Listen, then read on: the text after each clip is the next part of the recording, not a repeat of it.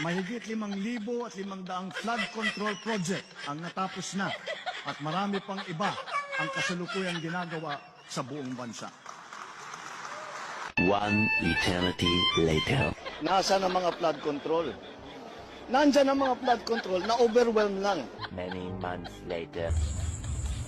Wala kaming makita na kahit isang hollow block, isang ng simento, walang equipment dito. Lahat itong project na ito. After Sona na na fact check to ng bagyo eh. Tapos sabi niya, nandiyan ang flood control, na overwhelm yang. Tapos ngayon, passive siya na parang siya yung champion ng against corruption, no? Pinirmahan niya yung batas eh.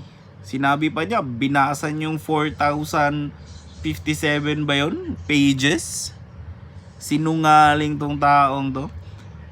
It's either lang, dalawa lang yan.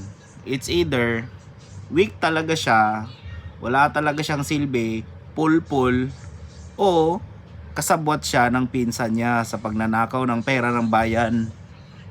Dalawa lang yan.